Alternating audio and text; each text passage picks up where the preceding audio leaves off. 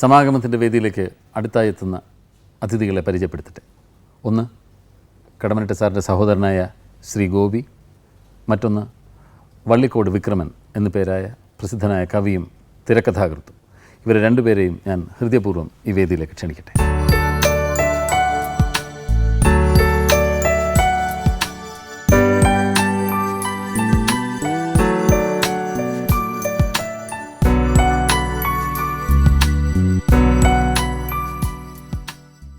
മുമ്പേ വന്ന അതിഥികൾക്കെല്ലാം പറയാനുണ്ടായിരുന്നത് കവിയായ കടമ്മനിട്ട രാമകൃഷ്ണനെക്കുറിച്ചാണ്.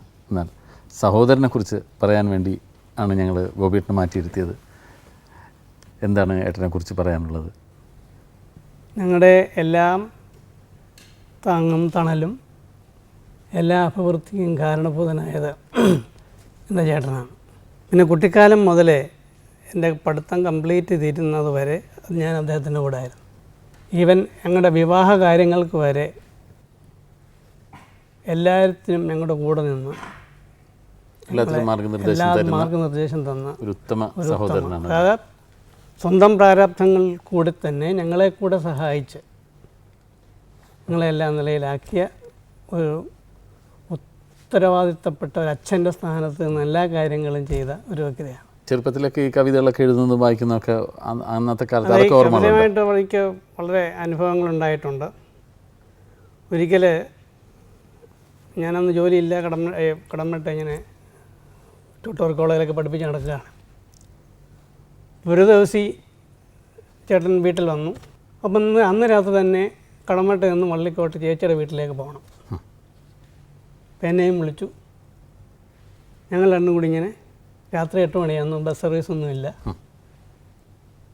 ഇരുട്ടാണ്, ടോർച്ചൊന്നുമില്ല, കുടയുമില്ല. ഇങ്ങനെ ഇതുപോലെ ഒരു മഴക്കാലമാണ്. അപ്പോൾ ഞങ്ങൾ വീട്ടിൽ നിന്ന് 8 മണിക്ക് തിരിച്ചു നടക്കുകയാണ്. ഒരു 10 കിലോമീറ്റർ ദൂരമുണ്ട്. അപ്പോൾ ഈ നടക്കാൻ തുടങ്ങിയപ്പോൾ മുതൽ ഈ കവിത എന്നെ ഇങ്ങനെ ചൊല്ലിക്കേൽപ്പിക്കുകയാണ്. കാട്ടാളൻ എന്നുള്ള കവിത.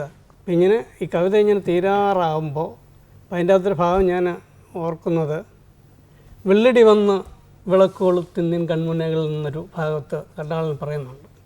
അപ്പോൾ അതിങ്ങനെ അവിടെ ചൊല്ലിക്കഴിയുമ്പോൾ ഒരു ഭയങ്കരമായിട്ട് ഇടിവെട്ടുകയാണ്. ഞങ്ങൾ വളരെ സ്തംഭിച്ചിരിക്കുന്ന ഒരു എന്താണ്. അത് കഴിഞ്ഞ് പിന്നെ ഇങ്ങനെ കവിത ചൊല്ലി ഇങ്ങനെ ചേച്ചിയുടെ വീട്ടിൽ കയറുന്നിടം വരെ ഈ മഴ നനഞ്ഞ് കവിതയും ചൊല്ലി ഞങ്ങൾ വീട്ടിൽ കയറി കവിത അവസാനിപ്പിച്ചു. ഈ മഴയും തീർന്നു. അത്ര മനോഹരമായ ഒരു അനുഭവങ്ങൾ എനിക്കൊന്നുണ്ടായിരുന്നു.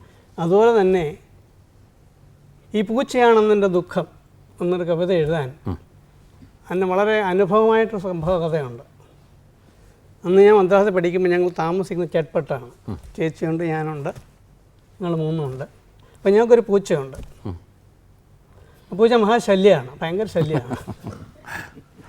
അപ്പോൾ ചേട്ടൻ വളരെ ധൃതിപ്പെട്ട് ഓഫീസിലേക്ക് പോകുമ്പോൾ ഇത് വന്നിങ്ങനെ കാലേ മുട്ടുകയും ഞരങ്ങുകയും ഒക്കെ ചെയ്യും. അപ്പോൾ കാലം കൊണ്ട് എറിഞ്ഞിട്ട് വെള്ളത്തട്ടത്തിൽ തിരുതി പോകണമല്ലോ, തിരേറി കഴിഞ്ഞിട്ട് പോകും. അപ്പോൾ ഈ പൂച്ച ഒരു വലിയൊരു ശല്യമായിട്ട് തീർന്നു. അപ്പോൾ ഒരു ദിവസം എന്നോട് പറഞ്ഞു, ഇതിനെ പിടിച്ച് കെട്ടി.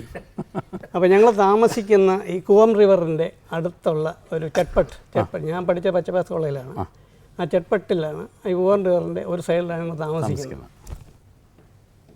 അപ്പോൾ എന്നോട് പറഞ്ഞു, ഇതിനെ പൊതിഞ്ഞ് കെട്ടി ഈ കൂവൻ റിവറിൻ്റെ അക്കരെ കൊണ്ട് കളയണം. അപ്പോൾ അന്ന് ആ കൂവൻ റിവർ കടക്കാൻ പാലമേ, റെയിൽവേ പാലമേ ഉള്ളൂ. അപ്പോൾ പാലത്തെ കൂടെ ഞാൻ ഇതിനെ ചാക്കിനകത്ത് പൊതിഞ്ഞ് കെട്ടി അക്കരെ കൊണ്ട് കളഞ്ഞു. അപ്പോൾ ഈ കൂവൻ റിവർ എന്ന് പറഞ്ഞാൽ വൃത്തികേടിൻ്റെ കേന്ദ്രമാണ്, അല്ലാതെ അത്ര വൃത്തികെട്ട വെള്ളമാണ്. അപ്പം ഞാൻ ഇതിനെ കൊണ്ട് കളഞ്ഞ് തിരിച്ച് പാലത്തെ കൂടെ വീട്ടിൽ വന്നു വളരെ സ്വസ്ഥമായിട്ട് ഞങ്ങൾ ഇരിക്കുകയാണ്. അപ്പോൾ കുറച്ച് കഴിഞ്ഞപ്പോൾ ഇപ്പം ഞങ്ങളുടെ വീടിൻ്റെ കുളിമുറിക്ക് മേൽക്കൂരയില്ല. കുറച്ച് കഴിഞ്ഞപ്പോൾ മേൽക്കൂരയുടെ ആ ഭിത്തിയുടെ മണ്ടയ്ക്കിരുന്ന് ഞാവോ നനയ്ക്കുന്നു. തിരിച്ചു വന്നപ്പോൾ അത് നോക്കിയപ്പോൾ വെള്ളപ്പൂച്ചയായിരുന്നു.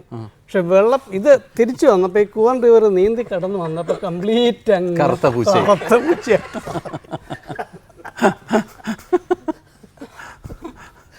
അപ്പോൾ പിന്നെയും ഞങ്ങളിങ്ങനെ ഒരു ദുഃഖത്തിലായി. വീണ്ടും സഹിക്കണം.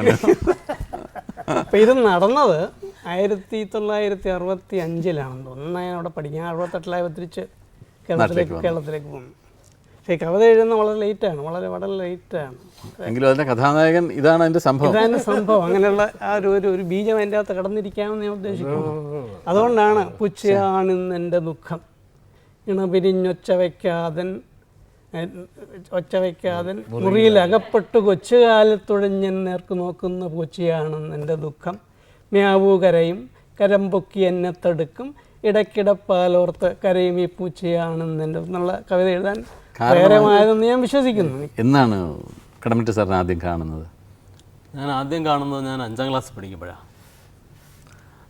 ശരിക്കും ഞാൻ ശാന്തമിച്ചയുടെ ബന്ധുവാണ്. അപ്പോൾ ഞാൻ ഇങ്ങനെ ഈ മണ്ണെണ്ണോളക്കിൽ ഇങ്ങനെ ആ വട്ടത്തിൽ പഠിച്ചുകൊണ്ടിരിക്കുമ്പോൾ അന്ന് വെച്ചാൽ മദ്രാസിലാണ് ജോലി.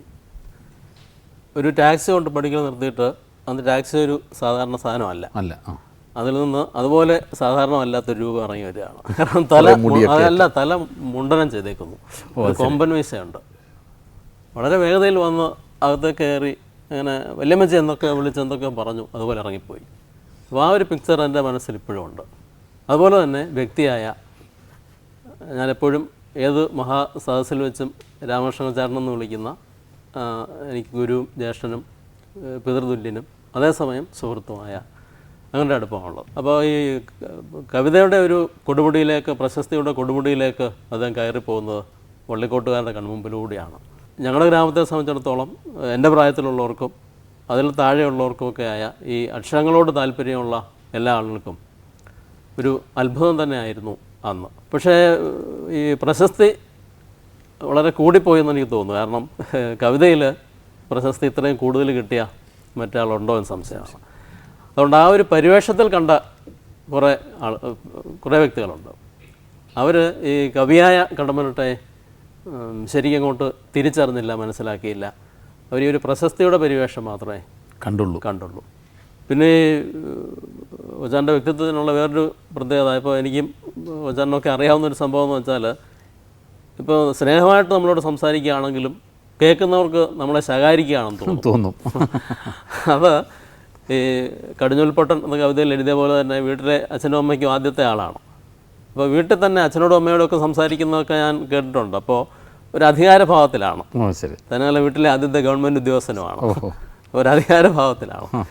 വീട്ടിലെ വലിയേട്ടനുമാണ്, ഇളയ സഹോദരന്മാരാണുള്ളത്.